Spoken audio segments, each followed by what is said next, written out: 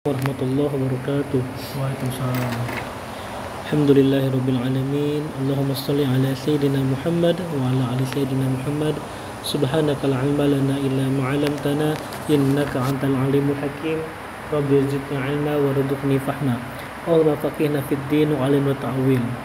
Alhamdulillah kita kembali berkumpul di masjid yang kita cintai ini dalam rangka belajar tadabbur dan tahsin. Untuk tadabbur kita membahas ayat-ayat yang diawali dengan ya ayyuhalladzina amanu. Baik, kita lanjutkan. Ayat ini kemarin kita bahas, bunyinya adalah A'udzubillahi minasyaitonirrajim. Bismillahirrahmanirrahim. Ya ayyuhalladzina amanu kulu min thayyibati ma razaqnakum washkuru lillahi in kuntum iyyahu ta'budun. Yang artinya, hai orang yang beriman, makalah di antara rezeki yang baik-baik yang kami berikan kepadamu, dan bersyukurlah kepada Allah jika benar hanya kepadanya kamu menyembah. Kita sudah beberapa pertemuan bahas ini, dan sekarang kita akan lanjutkan bagaimana hikmah pengharaman memakan makanan yang diharamkan oleh Allah.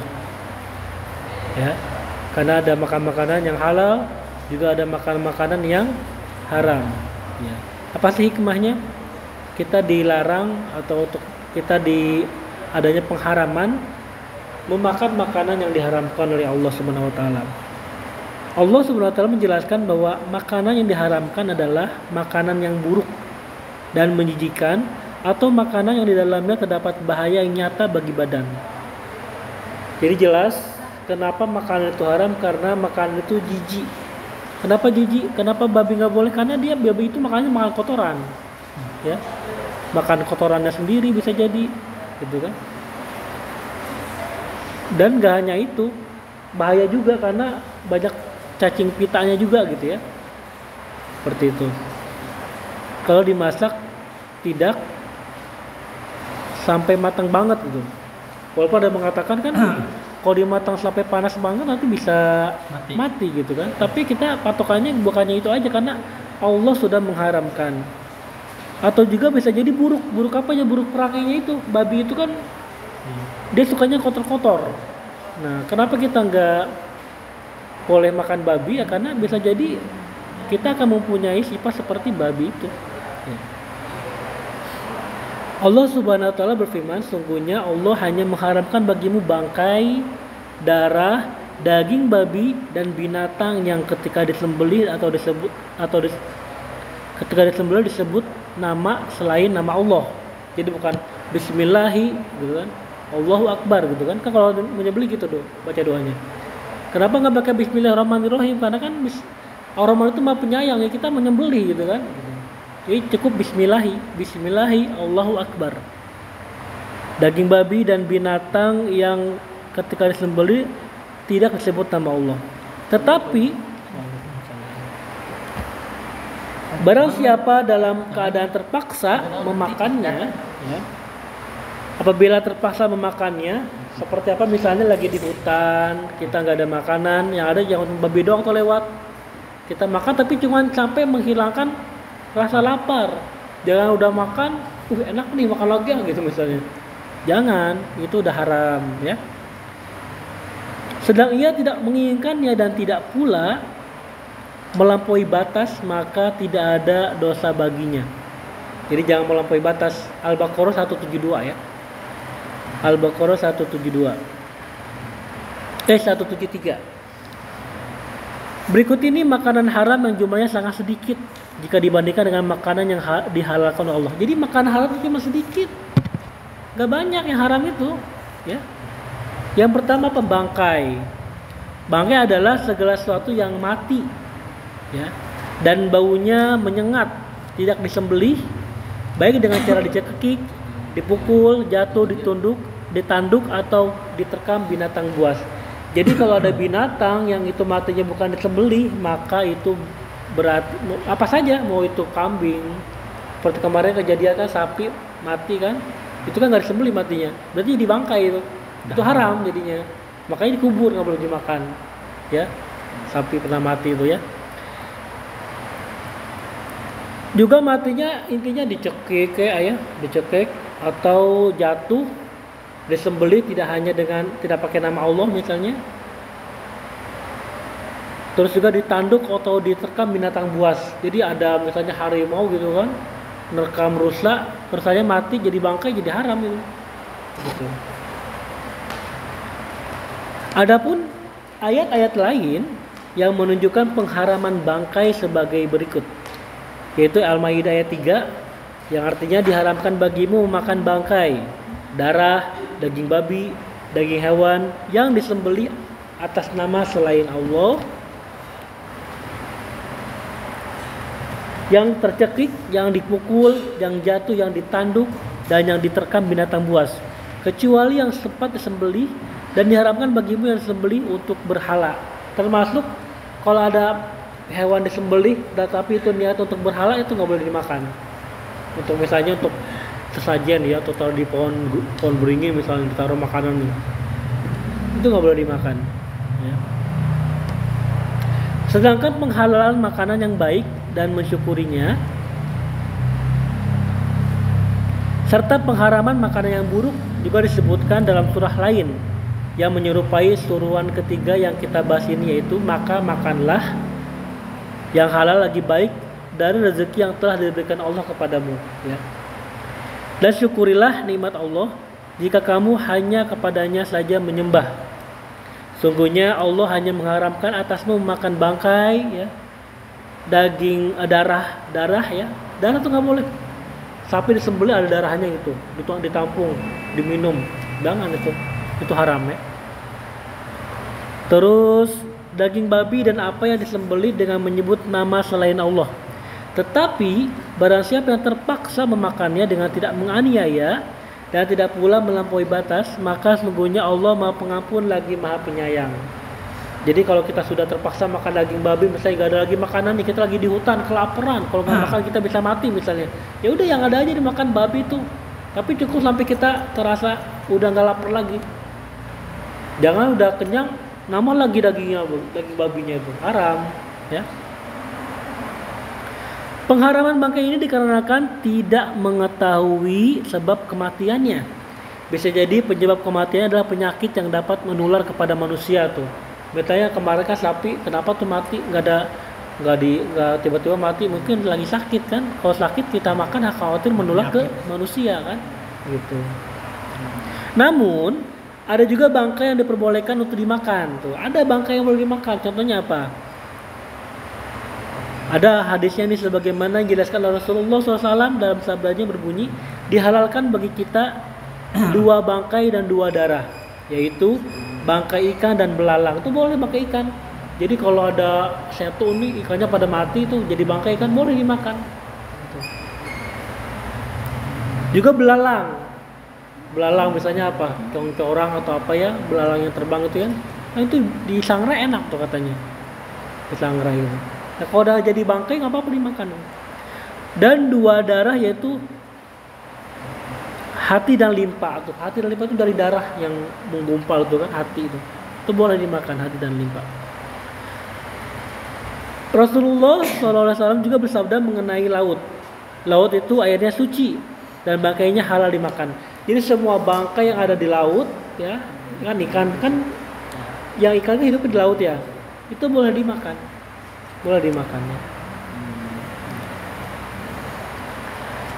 Selain itu terdapat juga hadis yang diriwayatkan oleh Ibnu Abi Aufa yang berbunyi, kami pernah berperang bersama Rasulullah SAW sebanyak 7 kali dan kami memakan belalang tuh. Nah kalau lagi perang kan nggak ada yang masak ya, yang ada aja dimakan belalang tuh. Boleh dimakan belalang.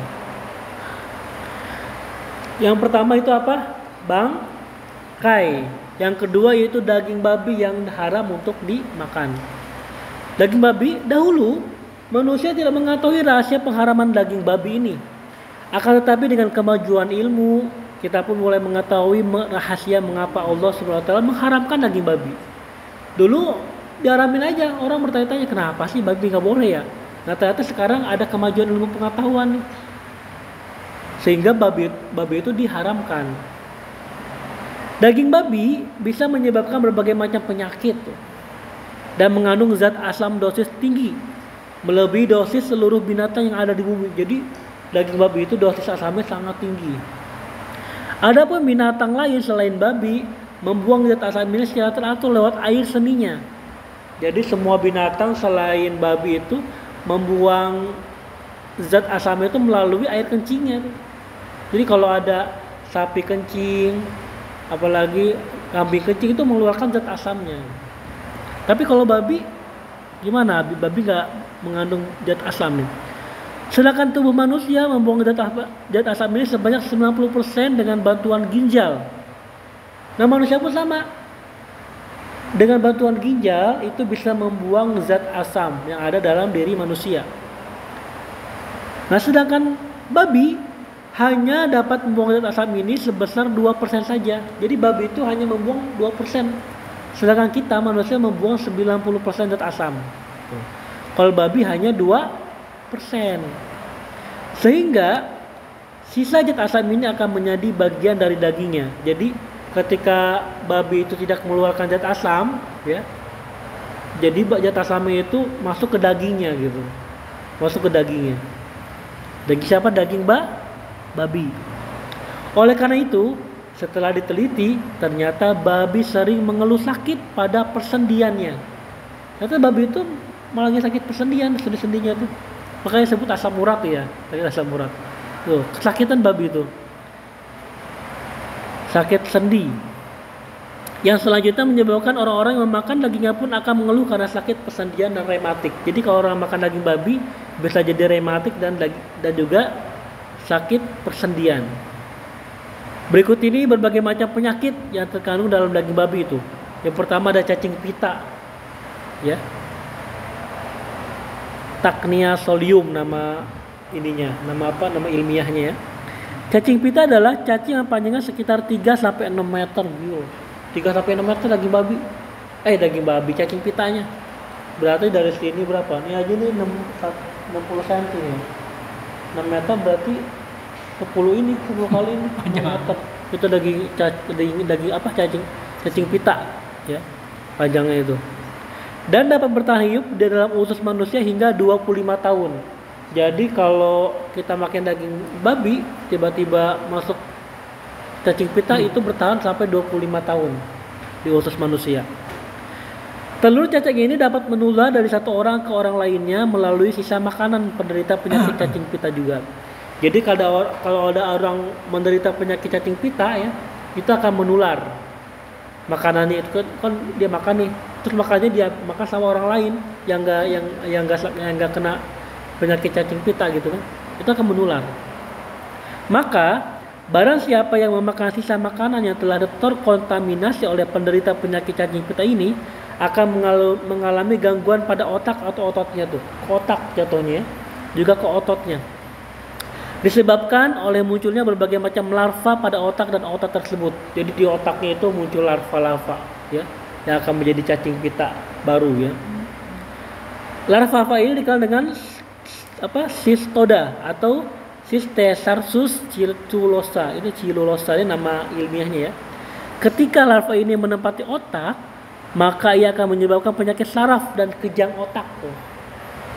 Penyakit saraf dan kejang otak seperti ayan, lumpuh dan gila tuh.